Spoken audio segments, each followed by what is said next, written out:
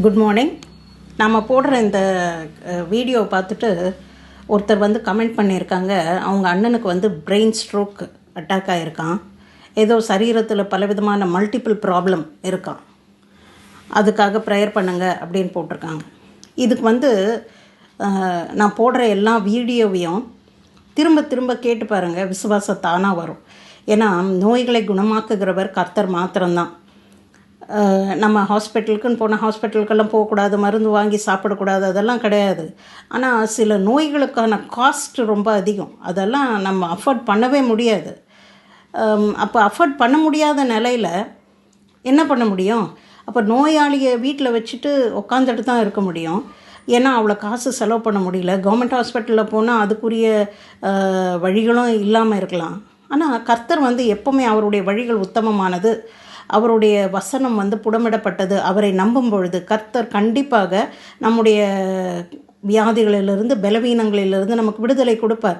இப்போ இவர்களுடைய பிரச்சனைக்கு, இவர்கள் அண்ணனுக்கு இருக்கக்கூடிய பிரச்சனைக்கு, இவர்களுடைய பிரச்சனைக்கு வழி தேவனுடைய வார்த்தை மாத்திரம்தான். அதுக்கு நான் ஒரு புக்கில் இருந்து ஒரு லைன் படிக்கிறேன். ஸ்மித் விகில்ஸ்வர்த் அப்படின்ற ஒரு ஊழியக்காரர். அவர் ஒரு டிபி பேஷண்ட் பக்கத்தில் உட்காந்துட்டுருக்கார். டிபி பேஷண்ட்டு, சாக போகிற டிபி பேஷண்ட்டு. அவருக்கு வியாதி ரொம்ப முத்தி போச்சு. இன்னும் கொஞ்சம் நாள்லேயோ கொஞ்சம் வாரங்கள்லேயோ அவர் சாக போகிறார். அப்போது அவருக்கு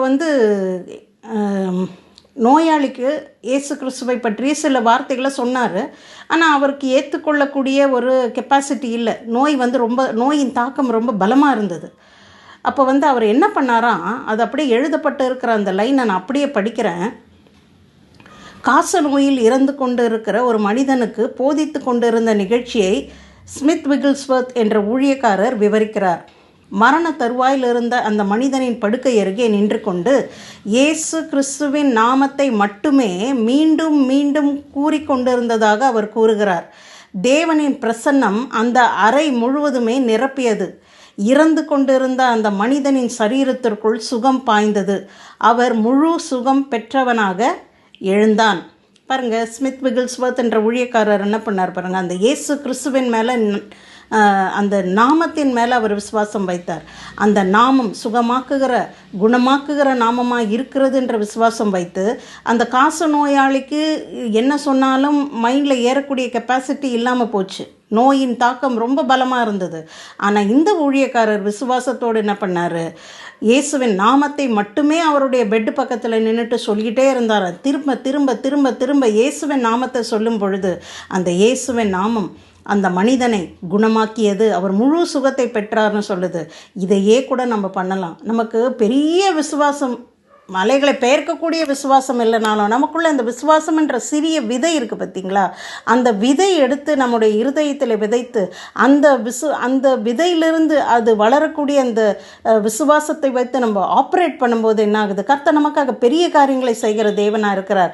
அதனால் எப்போ பாரு எனக்கு இந்த பிரச்சனை இருக்குது அந்த பிரச்சனை இருக்குன்னு புலம்புகிறவர்களாக இல்லாமல் என்ன பண்ணணும்னா, இயேசுவின் நாமத்தை பிடிச்சிக்கணும். கர்த்தாவே, உம்முடைய ரத்தம் எங்களுக்காக சிந்தப்பட்டதே மக்கள் ஸ்தோத்திரம், உம்முடைய சரீரம் எங்களுக்காக நொறுக்கப்பட்டதே மக்கே ஸ்தோத்திரம், இதோ எங்கள் அண்ணன் பக்கத்தில் நின்றுட்டு உடைய நாமத்தை நான் சொல்கிறேன்னு சொல்லிட்டு இந்த ஊழியக்காரர் பண்ண மாதிரி திரும்ப திரும்ப திரும்ப இயேசுவின் ஞாபத்தை